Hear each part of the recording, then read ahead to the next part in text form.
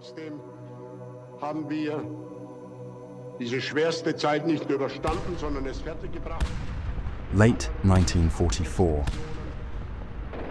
The tide of war has turned. Allied armies threaten the borders of the Reich from both the east and the west, while its once proud capital, Berlin, lies in ruins under relentless enemy bombing.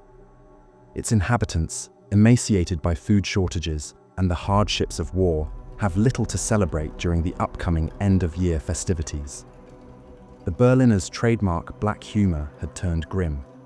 The joke circulating around the city in those dark days was, "Be practical, give a coffin as a gift."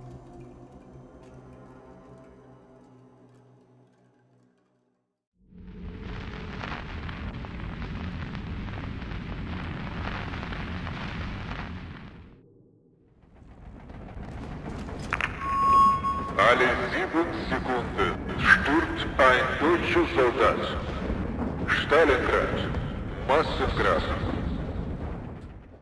The mood of the Germans had changed exactly 2 years earlier. Shortly before Christmas 1942, rumors began to spread that General Paulus's Sixth Army had been surrounded by the Red Army on the Volga.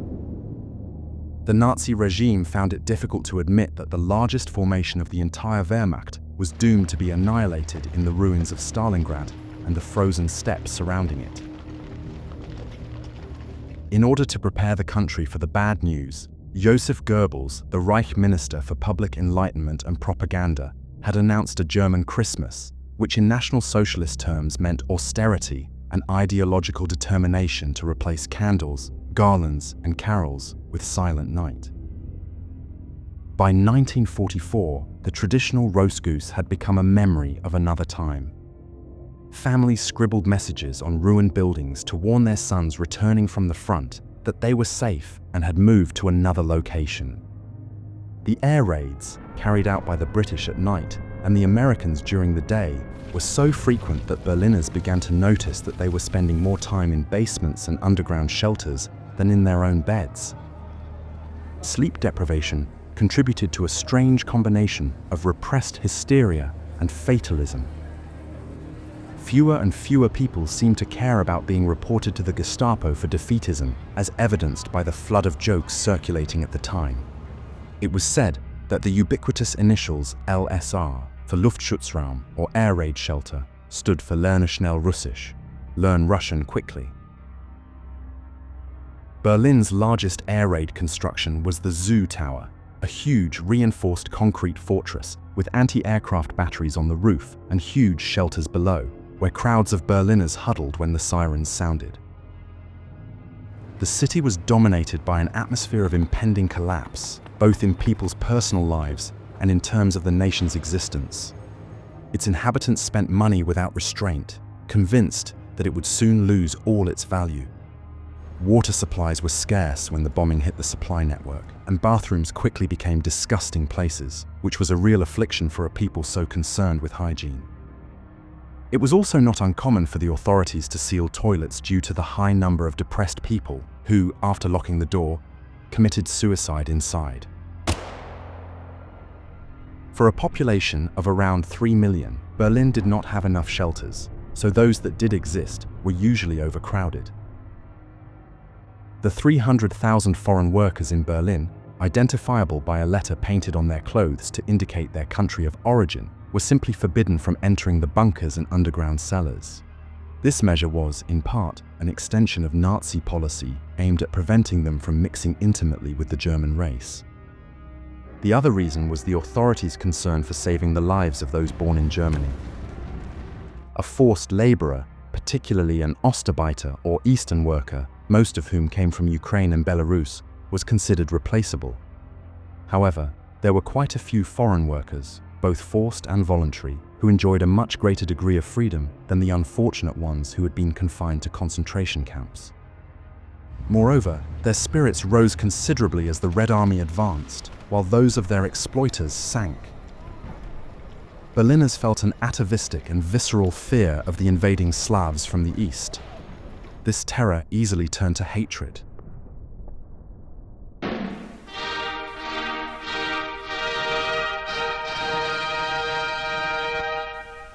Bei den erfolgreichen Gegenangriffen sind die deutschen Soldaten auf grausige Spuren bolschewistischen Mordterrors gestoßen.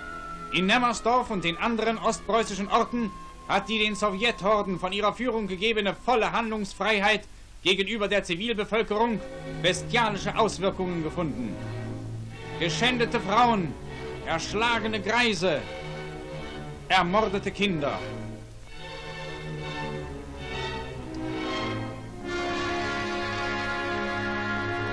Mit den entmenschten Horden des Bolschewismus kam über diese Ortschaft Raub, Brand und Tod.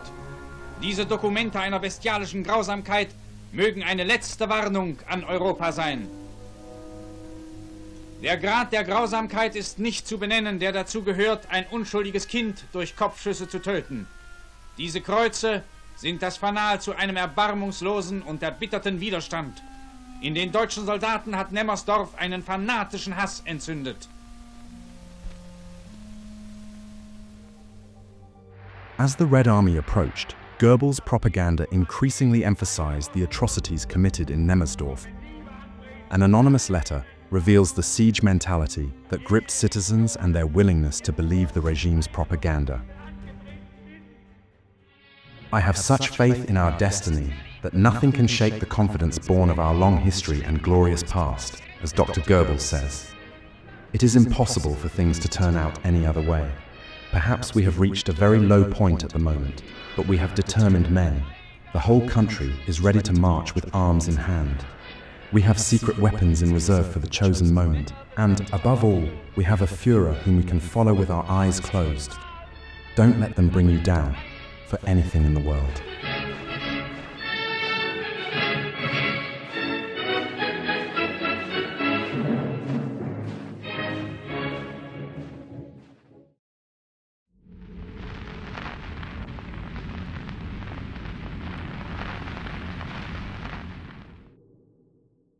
The Ardennes offensive, launched on the 16th of December 1944, breathed new life into Hitler's loyalists.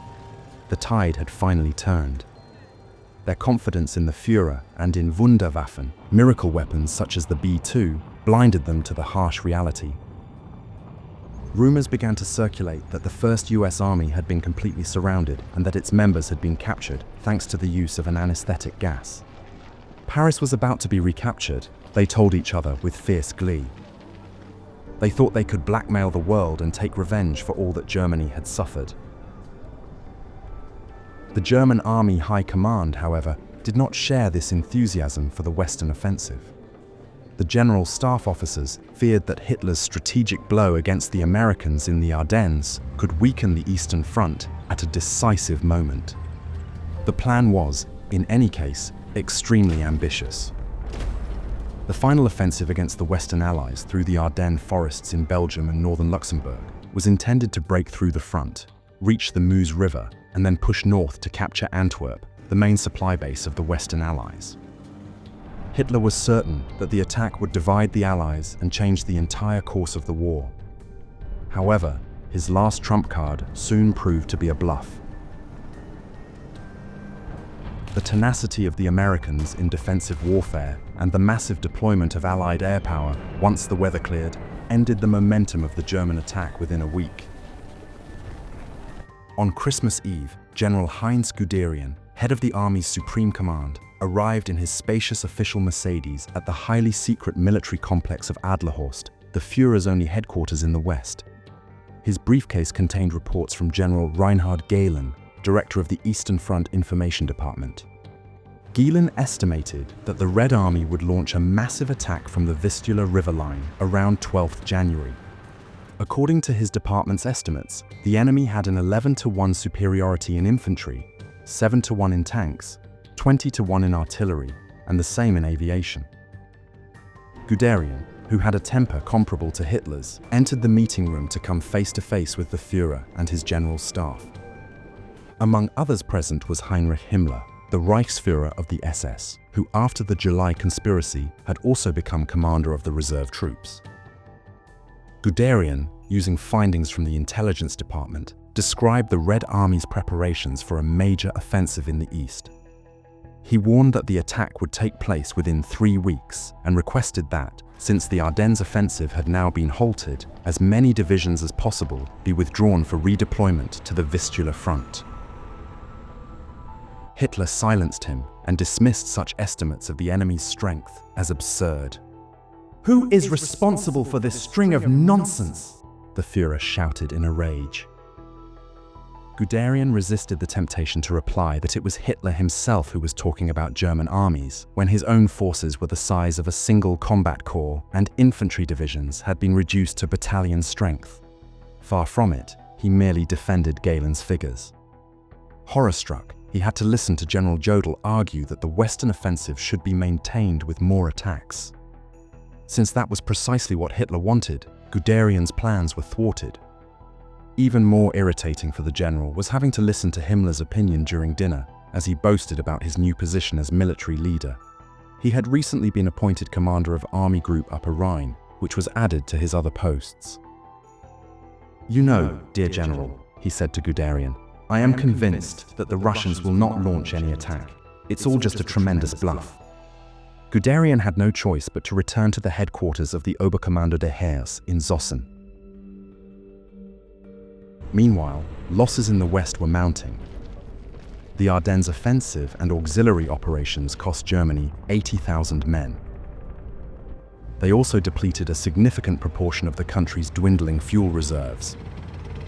Hitler refused to accept that the Battle of the Ardennes had become the equivalent of the Kaiserschlacht, the last great German offensive of the First World War. He obsessively rejected any parallels that could be drawn with 1918. For him, 1918 symbolized only the revolutionary stab in the back that brought down the Kaiser and reduced Germany to humiliating defeat. We do not capitulate, never. We can go down, but we will take a world with us, he declared vehemently.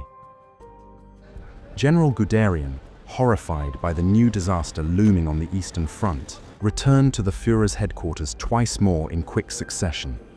During his visit on New Year's Day, Guderian encountered the annual procession of the regime's bigwigs and chiefs of staff to convey their wishes for a prosperous new year to the Führer in person.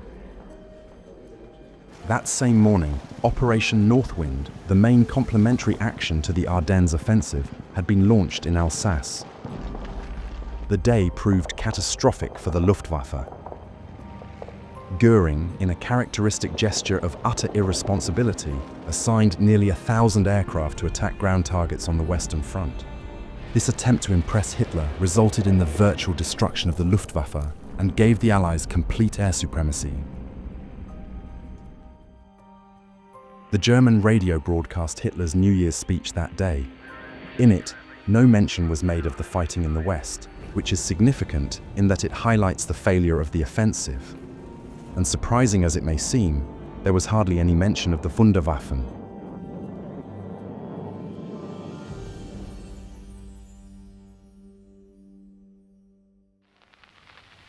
Hier ist der Großdeutsche Rundfunk. Zur Jahreswende spricht der Führer aus seinem Hauptquartier zum deutschen Volk. Deutsches Volk, Nationalsozialisten, Nationalsozialistinnen, meine Volksgenossen. Nur der Jahreswechsel veranlasst mich, heute zu Ihnen, meine deutschen Volksgenossen und Volksgenossinnen, zu sprechen. Die Zeit hat von mir mehr als Reden gefordert. Die Ereignisse der hinter uns liegenden 12 Monate, besonders aber der Vorgang des 20. Juli, haben mich gezwungen, meine ganze Aufmerksamkeit und Arbeitskraft der einzigen Aufgabe zu widmen, für die ich seit vielen Jahren lebe, dem Schicksalskampf meines Volkes.